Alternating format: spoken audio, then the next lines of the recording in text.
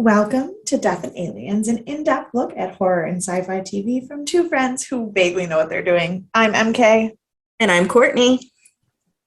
and it's been a long time since we recorded, It feels like an entire lifetime. but it's really only been like a week and a half. You're right. But that is a long time for us. It is. How's your week been? Not great. I got COVID last week, like 3 hours after we recorded last time. I am not fully recovered. I am still coughing and achy and exhausted all the time. So I'm gonna do my best today, but I did feel a little better because my friend Lindsay came in town like Sunday, and I got sick on Sunday, and so I didn't get to see her because she left before I recovered, and I was bummed. So I was texting our group chat, and my friend Noelle let me know that I should feel a little bit better because the day I tested positive, Matthew Broderick also tested positive, and 2 days later, Sarah Jessica Parker tested positive. And for those of you who do not know, they are currently performing a show at the Hudson Theater, which is directly across the street from my bar. So it is possible I got it at a Broadway show because I went to those. It is more likely that I got it at my job. Yeah. Because I worked across from people who got it at the exact same time as me. And so Plaza Suite currently down. Yeah, well, yeah. You know? I was like, that's sad. I really want to see Plaza Suite. Oh, me too. It's so expensive. I keep telling the Vanessa at the bar, she's the one who like gets to know everyone and becomes friendly with everyone. Yeah. And so I keep trying to get her to like be friendly with people at Hudson Theater and get us tickets for the show. Hasn't happened. But Matthew Broderick apparently was in the bar last Monday, which I was not at because I had fever. And then the next day he tested positive for COVID. So, that's fine. That's great. But yeah, so that was my week. How was your week?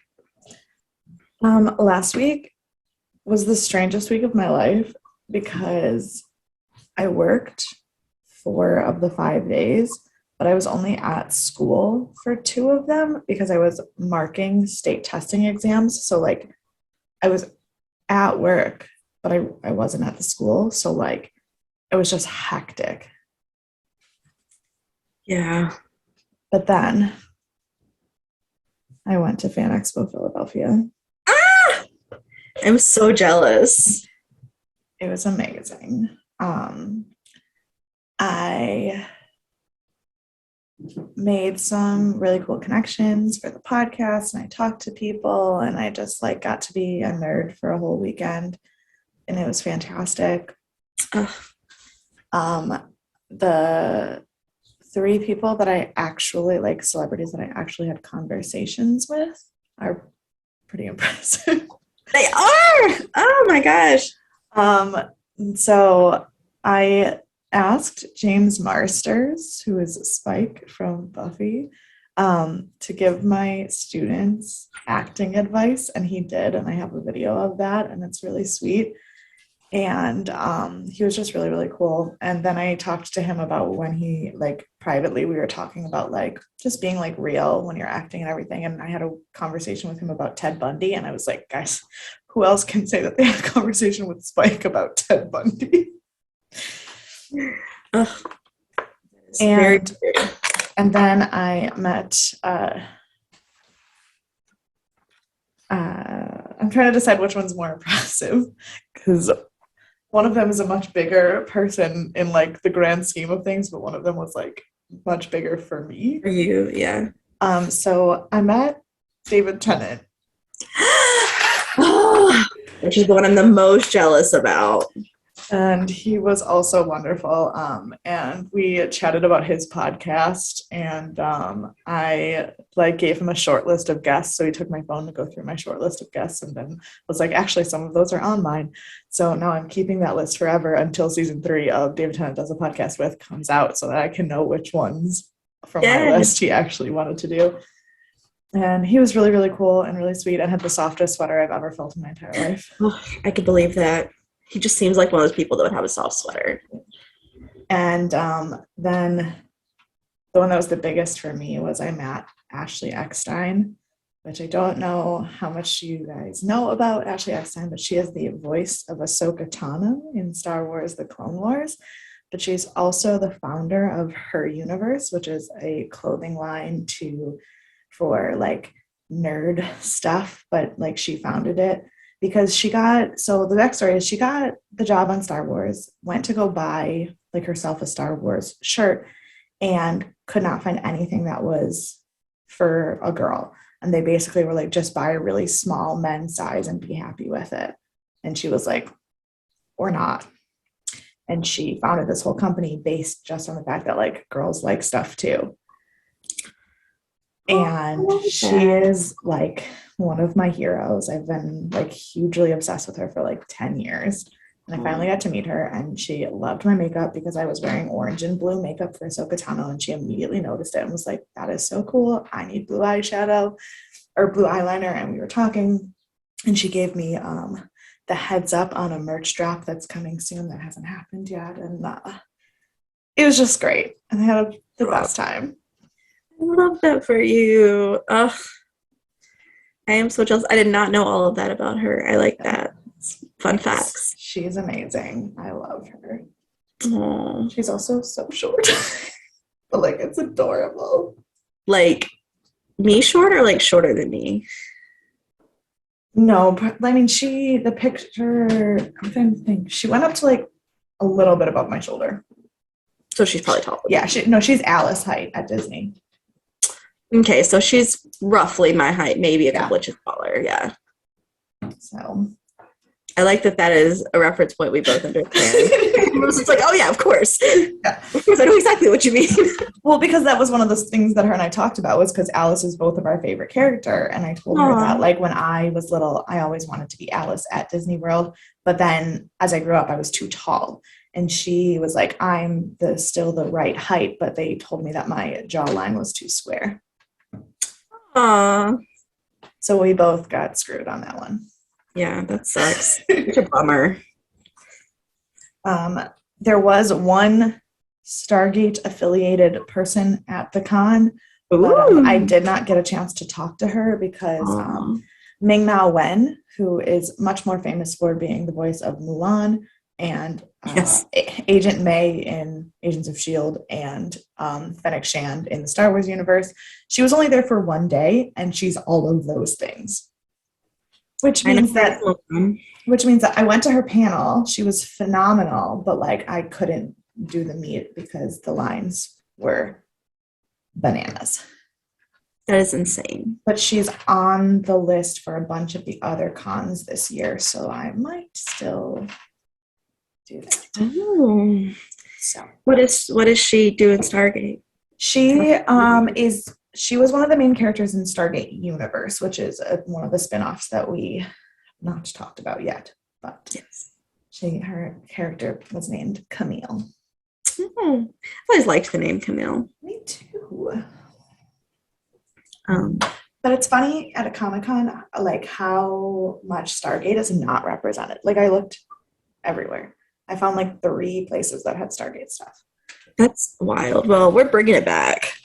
Speaking of, my aunt is not my Aunt Carolyn, the one who's our number 1 fan, but Aunt Karen, who is slowly becoming our number 1 fan. She is really into Stargate. I'm really happy that she is. She was, when we were watching the show, well, I was getting ready to watch the show to prepare for my notes and everything. And, sorry, there's gonna be a lot of that. And my other aunt was like, I'm going to take a quick nap, then we're going to watch it. I was like, perfect. Sounds good. And Aunt Karen was like, okay, I'm going to pull it up. I'm so excited to watch it. We're going to have such a good time. Then I, like 20 minutes later, promptly fell asleep and didn't wake up till 5 a.m. So she did not get to watch it last night. And she was not thrilled. I talked to her this morning and she was like, did you watch it already? I was like, yeah. She's like, does that mean I can go ahead and watch it now? I was like, yes, you can watch it now. Perfect. Please watch it and prepare. But so she is very thrilled with it. So we've been watching it together and she loves it. Good. I'm glad. I watched it with my parents last night. Yeah, she's a big Trekkie, so it wasn't like a huge leap for her to like jump over. She likes the sci-fi world already. But speaking of Stargate, let's get right into it.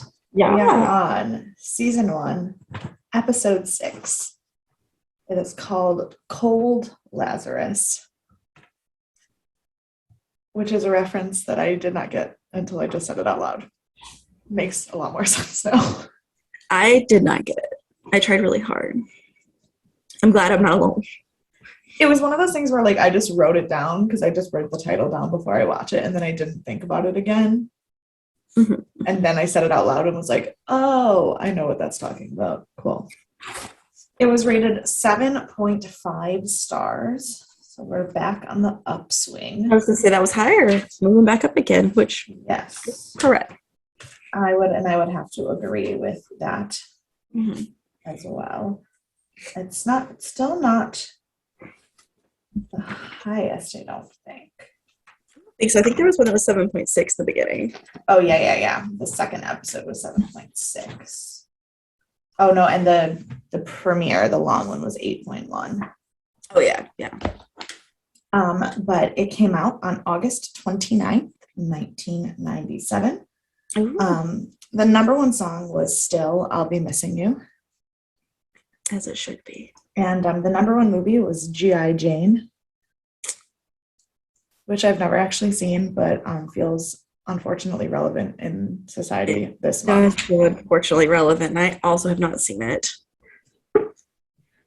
That day, actually, there are 3 big things that happened that day. On the most depressing of them, there was a riot in Algeria where there was a massacre, and between 98 and 400 people were killed. Wow. That is a lot. That's also a huge disparity. Yeah. There's only 98 like known victims, but they think up to 400 people were killed. That's always so sad. Yeah. In the fictional world, August 29th, 1997 is Judgment Day in the Terminator universe. Ooh. I just watched the Terminator movies for the first time like 3 years ago. So when I searched August 29th, 1997, a lot of Terminator stuff came up, and I was like, hold on. What happened for real? That's so funny. I love it, though. But the one thing that did happen that greatly affects us in this podcast is that August 29th, 1997 was the day Netflix was founded. I love it. I can't believe it was that long ago. I know. But, I mean, Google was founded in 97 also. And that feels like it was longer than that ago. Yeah. Google and Netflix were founded in the same year? Remember when Netflix used to only be DVDs and you had to mail them back and forth? Yes. Yeah. Yeah, good times. Good times.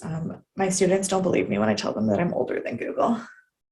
I just always feel like it's so much older, even though I know it's not logically. But this episode was directed by Ken Garotti. This is the first of 3 episodes for him, but we will not talk about him again for a while because his other 2 episodes are in season 9. Well, yep. We'll come back to him. He has over 100 credits and basically has done at least 1 episode of every show we have ever watched. Supernatural, Xena, Mutant X, Burn Notice, Warehouse 13, Flashpoint, Vikings, Daredevil, Orphan Black, and he's still currently working. He is directing the series FBI Most Wanted. Is he working on the new Orphan Black? I don't know. Also, you said all the shows we've all seen, and I was like, I have seen 2 of those that you've mentioned. Burn Notice and Daredevil. Wow. I've seen Warehouse 13. And you've never seen Supernatural, really? I've started it. I want to watch it more, but I started watching it with a friend who then continued watching it without me, and I don't handle that well. I don't handle that well.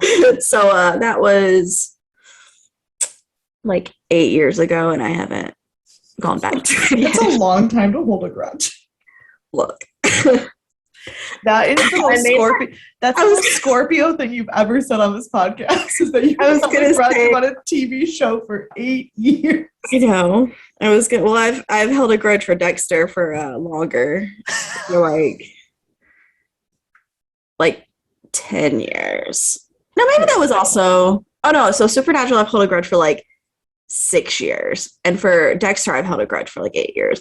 And I know that I'm not like over the top Scorpio all the time. Like I don't just like scream it in your face, but I have those qualities. They're still there. It's okay. Someone asked me today about like being friends with like your exes and stuff, and I was like, literally, I'm friends with all of my exes because I don't know how to hold a grudge. Like, and that's the most Aries thing about me is like I get mad and then I immediately forget everything I was mad about. Right. Yes. Like, oh, we were fighting? Didn't know. That is very true about you. I never forget. No. No. Apparently not. I may be nice still, and I may not tell you I didn't forget. Just know. If you've wronged me, I remember. This episode was written by Jeff King. This is first of 2 episodes he will write. And he also wrote for a bunch of sci-fi stuff like Outer Limits, Total Recall 2070, and Continuum. But since 2015, he actually has not worked as a writer at all, only a producer. Since 2015? Yes. So it's been a chunk of time there.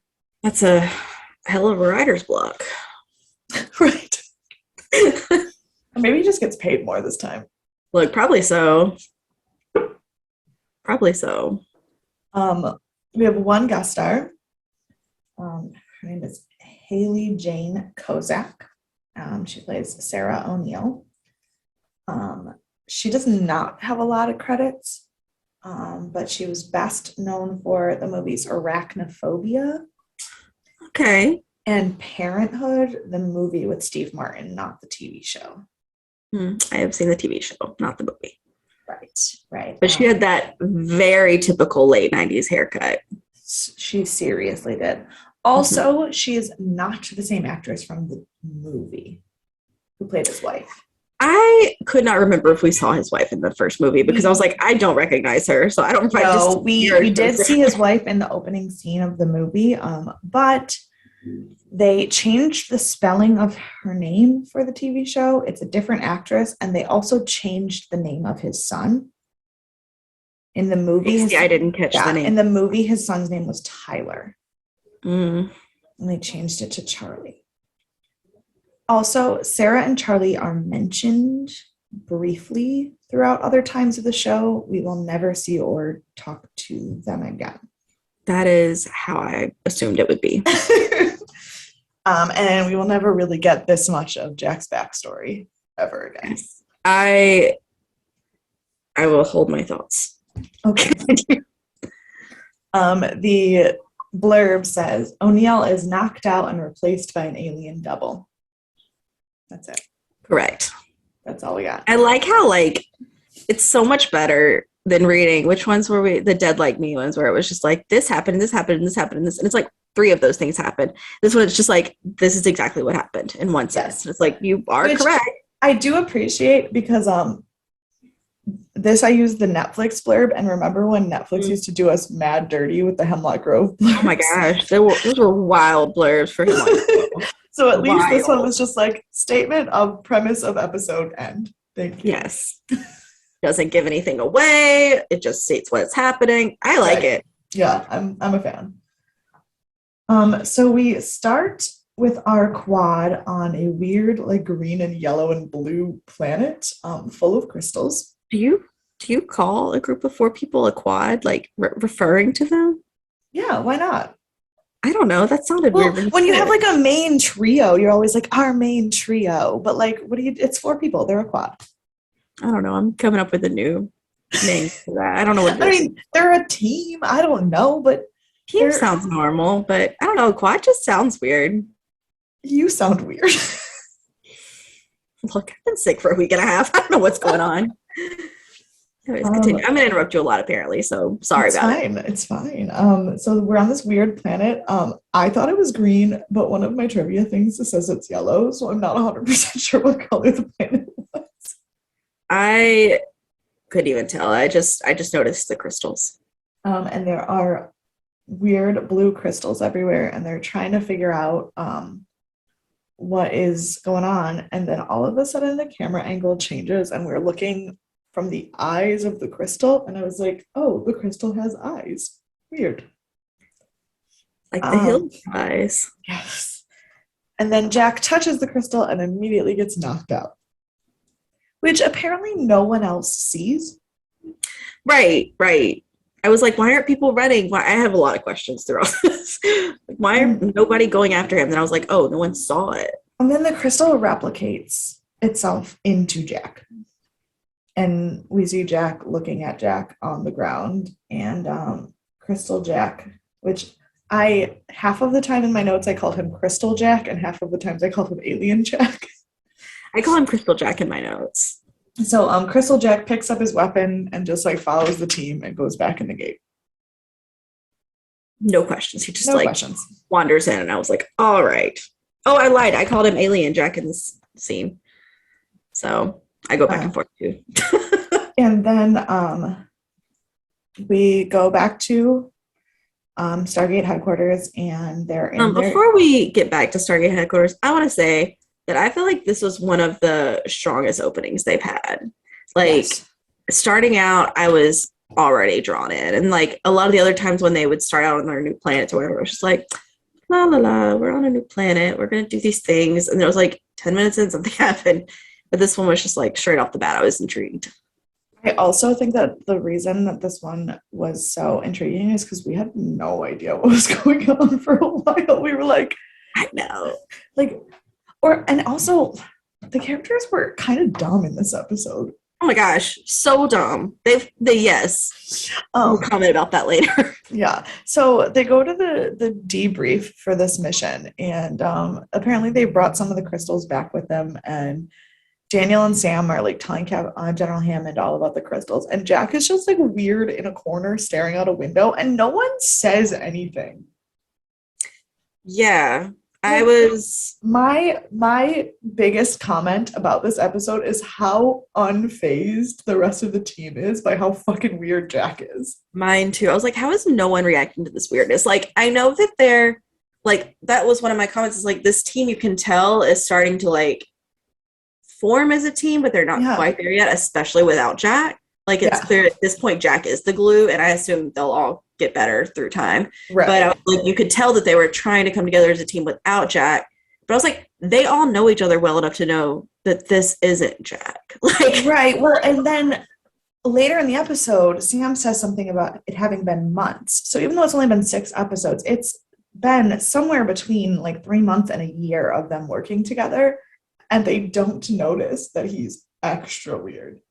If I worked with someone for 6 months and they suddenly just start like standing in a corner staring off at nothing, I'd be like, "Hey, bud, are you all right?" Yeah, I would assume that it was something had gone horribly wrong. Especially when you're working with aliens. Right. Also, this is one of my next questions, I guess. Yeah. I thought that all of the other planets were human races aside from the Goa'uld. No, all of the other planets that have gates that have been then populated were populated with people. But the problem was in this planet, which they explain later, was the Goa'uld built a gate hoping to populate this planet. And then everything that the crystal explains happened, and then... So there are other alien species. Oh, yeah. I mean, the Goa'uld are another alien species. Well, no, that's what I was saying. I thought there was the Goa'uld, the humans, and then the humans had just evolved. No. There are other alien species. Most of the things that we will encounter in the show are humans that have been left there by the Goa'uld. But that doesn't mean that no other planet has any other alien population. It's just not... Most planets that have powerful alien populations are not the places that the Goa'uld would have left the humans. I think I also liked this episode more because there were aliens, new aliens. which is fair. So then Alien Jack is there, or General Hammond says that SG-1 can stand down. So basically, like, they have a little bit of vacation, which they never have. Right. And Alien Jack goes through a box of mementos in Jack's locker, and all of a sudden is able to like see his memories in his head. Yeah. Yeah, that was very strange. So at that point, I was like, is this some kind of like doppelganger? Like, but I see now it's not. But that was what I was thinking at first. I was like, this is the like evil doppelganger counterpoint. They come from this world of lost souls. I didn't know what this place was at first. So I was just making up the storyline. And then Sam is trying to change, and she's like, hey, at this hour, it's the women's locker room. Like, you're going to have to get out of here. Which, poor Sam, she's the only one in that locker room who's a woman. Right. And she's like making small talk with Jack, and it's hella weird. And even though it's weird and it doesn't make sense, I believe Sam for the whole thing. Like, she was just trying. And I felt like Jack actually doesn't talk to her. See, I also thought that was true, but I don't know how she didn't have any idea about his family after months. I believe that. No, I fully believe it. Her and Daniel Jackson are like seem like they're pretty besties, and I feel like he would have said, and he said something now, obviously, but I feel like he would have said something before. Daniel is a very good person in that he is very trustworthy, and the fact that he and Jack are close enough that Jack has shared that stuff with him, he was not going to talk about it. I guess I just didn't realize that it was so much of a secret. I mean, think about or that was so held back. Does Jack have emotions ever? No, that is true. That is true. So this, and then Daniel does tell Sam about Jack's family, because Sam's like, oh, I've worked with him for months and I didn't know he was married. Daniel's like, he's not. What? Yeah. And she's like, oh, I don't think he knows that. And did they talk about how his son died in the first movie, or just that he did die? No, they did talk about it in the movie. Because I don't know anything happened in the movie. No, that's why Jack had retired or like pulled himself away from the military, because he was mad at himself for his gun being. That makes sense. I just didn't catch any of that in the film, but I was devastated watching it in the show. Yeah. So you did not need to watch the movie ever in your life if you wanted to watch the show. It was unnecessary. Correct. Basically, the only thing that the movie sets up that matters is Skara and Share. That's it. But then we meet them again in the first episode. So yeah, but their relationships to the characters isn't as strong if you don't watch the movie. Like, you don't know why Jack cares about this kid when he doesn't care about anyone ever. Yeah. But you could just infer it. You'd be all right. So then, because they have time off, Teal'c is super excited, and he's like, Jack, you said that like you would show me your world. And Jack's like, nope. Keeps walking. That made me angry. That did, but I mean, what was he gonna do? Right. So then we find out that the crystals have an electromagnetic field. But the thing that pissed me off about this moment was they were like, oh, blah, blah, blah, EM. And Daniel looks at Sam and was like, what's EM? And I was like, in what universe does Daniel not know what electromagnetic fields are? Right? I also had that set. I was like, this doesn't feel believable. I feel like they're still trying to like place him. Like, I know that he has a storyline, but I feel like a couple of different things have happened and changed. And it was one of those moments where Teal'c wasn't there to be the dumb one, and they needed to tell the audience what they were talking about. But it didn't make sense to make Daniel the dumb one. No, but also he could have just been like, she could have been like the EM, and he could be like, oh yeah, the electromagnetic field, blah, right. blah, blah. He didn't like, yes. Right. Yes. There was a better fix for that. Yeah. So then Jack has appeared at his old home, and we find out that he hasn't seen Sarah since he started working for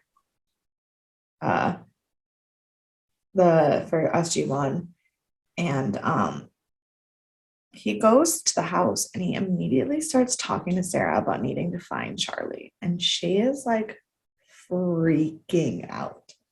As I would be. Yeah, she was like, "What the fuck?" And her dad is like, "If this is what you think is funny, please leave." Not Right. back. And then like he's saying really weird things, and I was like, for God's sake, she was married to him. How is she not picking up on like? At least Sam's only known him for like a few months. Even that's true. Like, but also, she hasn't seen him in a while, and he's clearly having a psychotic break. Yeah, but like, I think you would still like recognize people as themselves even during a psychotic break. Like, I've experienced me having a psychotic break or being around people that have a psychotic break, but it just seems like one of those things that you still notice. I agree. Then we get a cute little scene where Teal'c decides he's going to try to learn about the world by watching TV. I laughed so much. And everything is awful. Yes. I thought it was really funny that they put like metal music, and he was just like, ugh. Yeah, it was like the world news and MTV, but like playing heavy metal music. And he was like, I don't know about this planet. It's so funny. And then we go back to Jack at the house, and he's in Charlie's room, and he's like having all these feelings. And I was confused because if Jack's memories are in the alien's head, but not all of them, so like he doesn't understand that Charlie's dead. I think he's getting them over time. I think he's slowly gaining the memories as he continues to be him. Right. I also did not understand why the alien wanted Charlie. I was like, what does this alien want with this poor child? I didn't understand it until the end. Yeah, so it was weird. I will say, I don't know if you noticed, there was a decoration on Charlie's wall that was just like a page of crystals. I was like, oh, that's such a nice touch. That was one of my trivia things. Oh, well. Yeah. Look at you picking up on things. And then we find out from Sarah's dad that she still loves Jack. The whole situation is just too much. And it was one of those things where like their marriage just could not survive their kid dying. But also, he told him he was something for an Irishman. And I was like, I guess his last name is Irish, but like, he does not seem very Irish to me. Well, that was kind of the point. He was like, you don't act like an Irishman.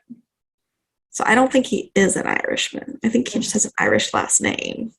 I mean, I don't know. It caught me off guard when he said that. I was like, what? So then Sam and Daniel are doing experiments on the crystal, and they realize that they've seen this one mark on the crystal before. So they go and grab Teal'c, and they're like, hey, come check your weapon out of the lockup and take it with you. And he's like, okay. And then they go and they test his weapon on the crystal, and everyone starts freaking out that they shot his weapon in the gate room. And he's like, you did get permission for me to do this, right? And they were like, yep. Yeah, most definitely we did. For sure. But their experiment does prove that the Goa'uld destroyed the crystals. So we have some connection back to the Goa'uld finally, because, they're only the main antagonist of this story. Right.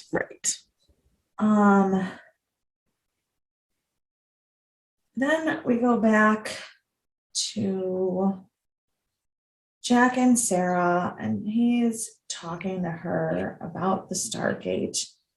And of course, she doesn't know what the fuck that is. Yeah, that also caught me off guard. And I was like, oh yeah, of course she doesn't know. Like, she wasn't around. And it's top secret. Like, right. And then we go back to base and they're examining the crystal, and Daniel sees something moving inside the crystal and it looks like him and he freaks out. And then Sam does the same thing, and then the crystal says, "Help me." Yeah. And so then they're all freaking out trying to figure out what's going on with the crystal when all of a sudden there's an off-world activation of the gate. Yep. And it was so funny because my dad goes, "When did they get the iris?" And I go, "In like the second episode." And he goes, "So why is the iris not coming up?" And then General Hammond goes, "Where is the iris?" And the iris is not being activated because whoever activated it had an SG code. It wasn't just like a random activation. Right. And then Jack tumbles through the gate, and they immediately try to arrest him. And he's like, "What the fuck?" I want you to know, I felt like I had like a Doctor Who flash whenever she was like, "Help me." All I could see was Cassandra saying, "Moisturize me." And it cracked me up. Then we go to fake Jack and Sarah at a park, and he's like telling her all of his feelings, which is something real Jack has apparently never done ever. Mm-hmm. And she's being all emotional. And then we find out that like alien Jack doesn't understand death. And then something weird happens and he starts electrocuting and freaking out. Yes.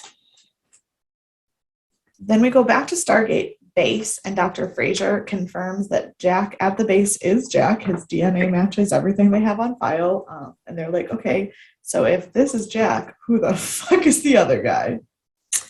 Yep. And Sam instantly figures it out. Like, and here's the thing. It's not that it was that hard to figure out, but they have been so dumb about so many other things in this show. The fact that she was immediately like, "Oh, well, I think it's the crystal," and it mimicked Jack and explained the entire like science of the electromagnetic field. The second they found out that this was real Jack, like instantaneously knew what happened. I was like, that is logical. But you have not been logical this whole time.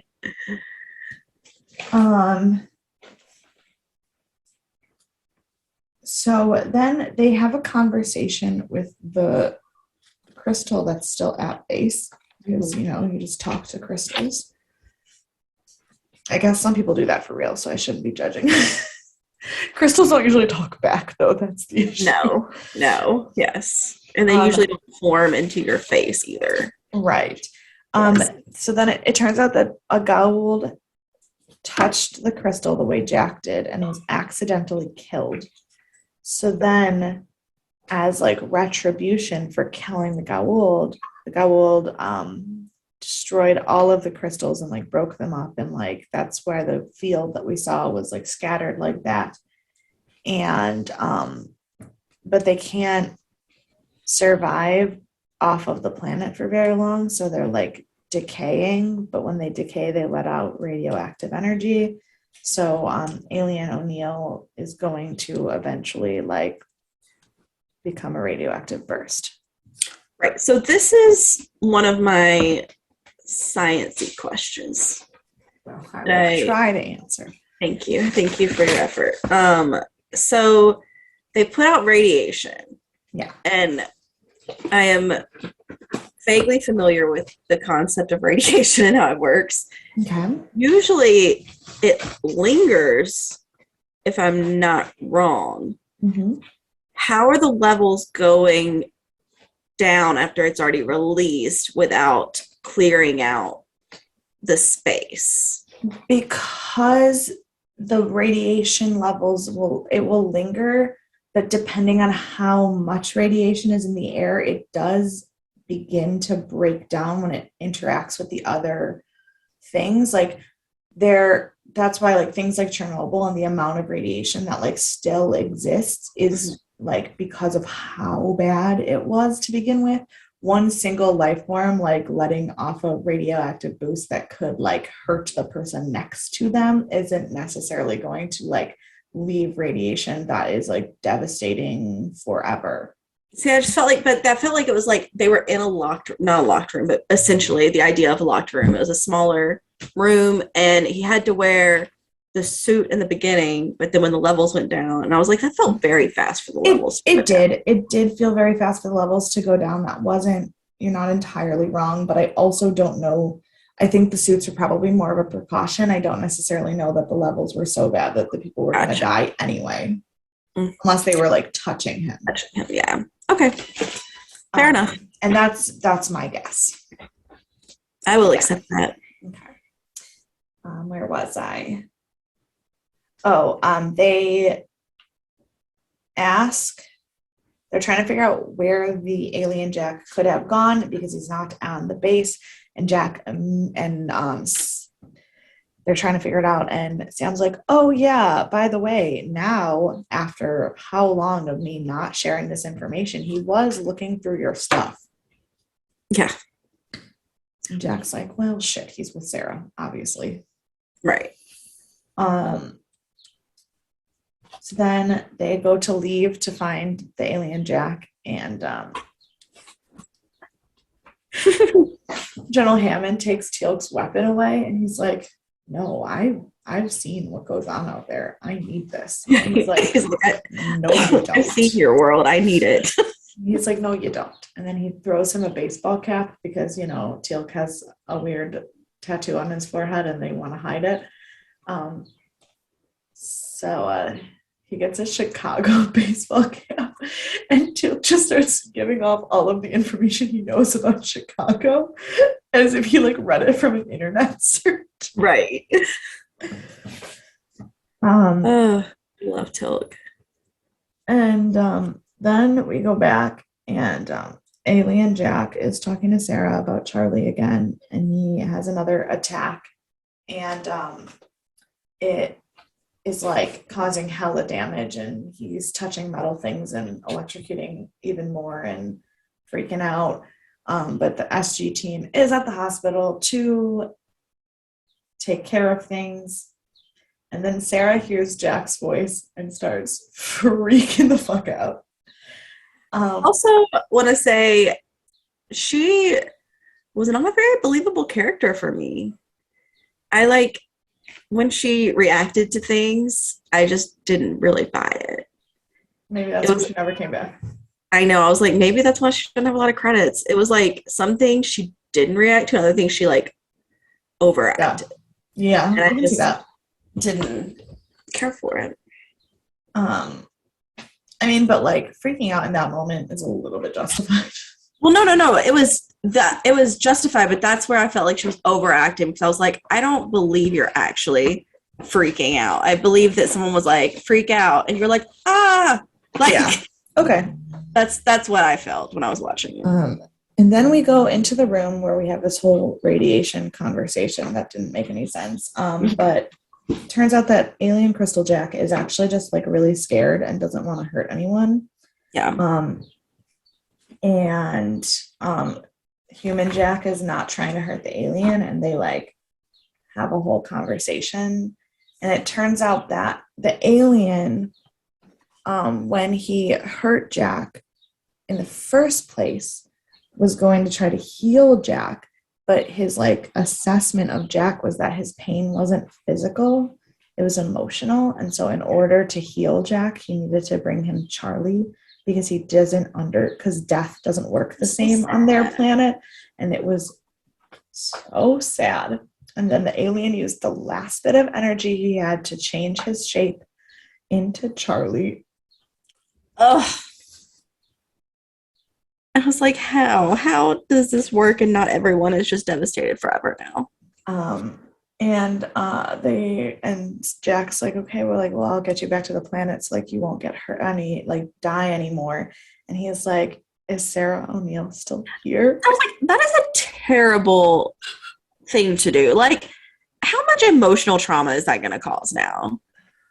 Like, she knows that it's possible to see her kid again, even though it's not her kid. Like, that would cause so much emotional trauma, I feel like.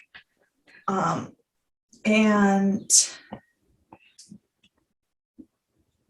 so he goes to say goodbye, and Jack and Sarah have this moment where they hug, and she's like crying, and he's like, yeah, like we really were a good team. And it's beautiful. And the fact that like they are never gonna work things out, like it breaks me up every time. Like this is one of the episodes that I remember because like I totally get that they love each other so much and will never be able to be together. And it I was like, why can't they just be together? Oh, because that's not love is a choice. It's an action, not a feeling. And, Don't buy it. It just fucks me up every time I watch it. Yeah. Sorry, I'm fine.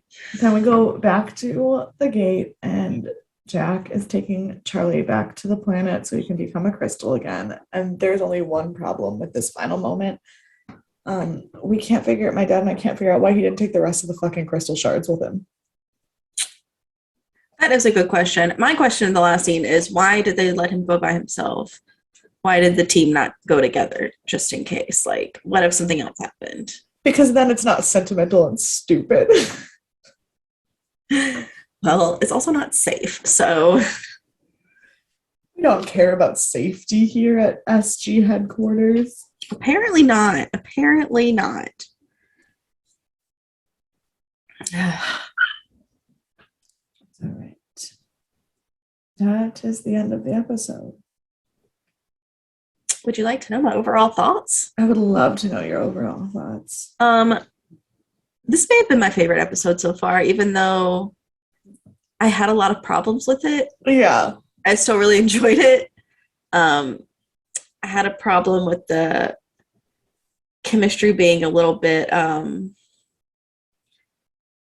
oh my gosh, my brain is so not working. Like it wasn't inconsistent. Okay. And I didn't think that the girl who played Sarah was a very good actress, and I questioned a lot of things, but overall I liked the storyline. I thought it was very interesting. And also this episode really shows how good of an actor Richard Dean Anderson is, because he played 3 different people. He played Jack, who he always plays, and then he played Crystal Jack, who was like a robot version.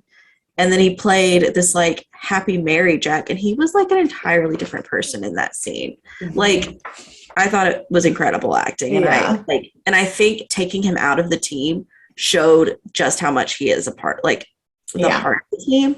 And so I would like for it to not, like, I want them all to be the strong link, but I know, I mean, I don't anticipate that he won't be the heart of the team forever. Like, right. But I would like them all to be stronger in there. Well, it is still very early. It's only 6 episodes. So good already. But he this is not the first show he's carried. Like the other ones are good actors, but they didn't have like a big start until this show. Like this show was what broke their career. Mm-hmm. He already carried an entire series that is also like mega cult fans before this. So like it isn't surprising that his chops are better. It just makes me be more ready for them to be where he is. Yeah. And they will be. The show was on for 10 years. I mean, for ages. So yeah. I will say there's one other trivia that I wanted to share, and that is a weird one. This episode is the 6th episode of the show in broadcast order, and on Netflix it is episode 6, but on the DVD box set it's episode 7. And I don't know why. Do they break up the 1st and 2nd episode, or do they flip the 6th and 7th episode? They flip the 6th and 7th. Okay. So that will not make sense, I guess, until we watch next week's and figure out what the 7th episode is. All right. Good to know. I will be prepared.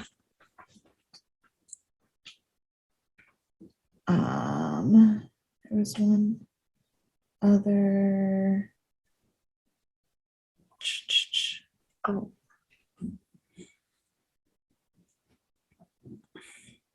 Was it a trivia? Yeah, no, it's a plot hole. When O'Neill returns to the gate, General Hammond says they don't know who it is, but the person has the codes from the handheld device and so is being let through. But certainly SG-1 has its own unique code for the mission, and perhaps each person also had a unique code, allowing the gate controllers to know who's sending the signal.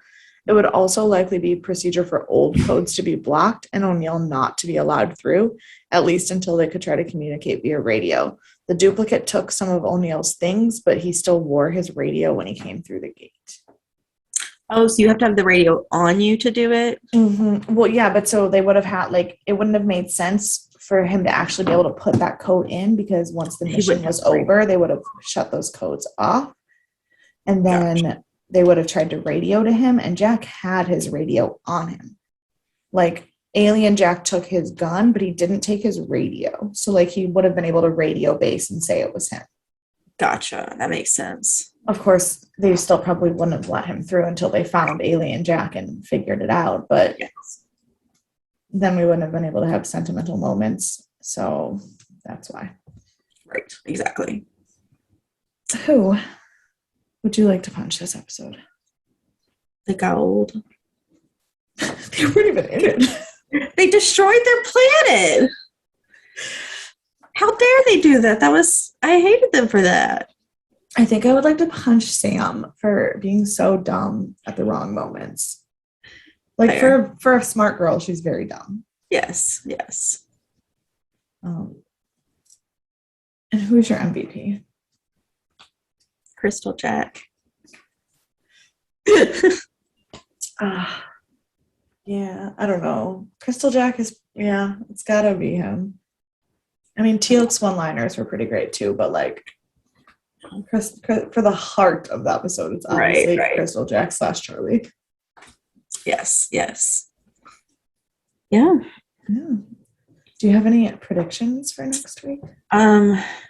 We have to see Sharae. Like, I know this has like 1,000 seasons, but like, surely they're gonna come back to that at some point this season. Right.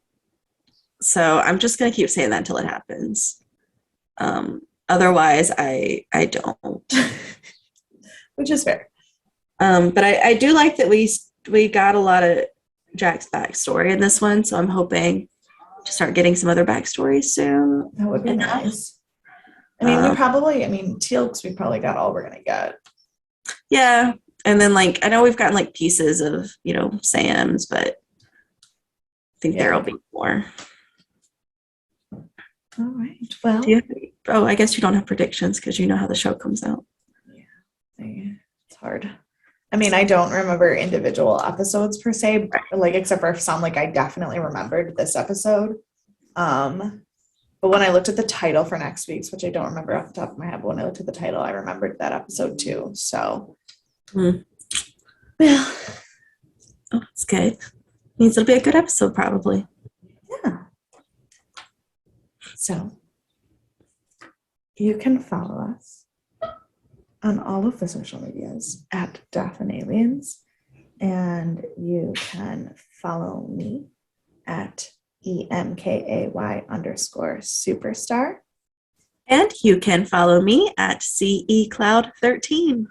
And thank you for joining us on this Sci-Fi Sunday. We will see you guys later this week. Bye.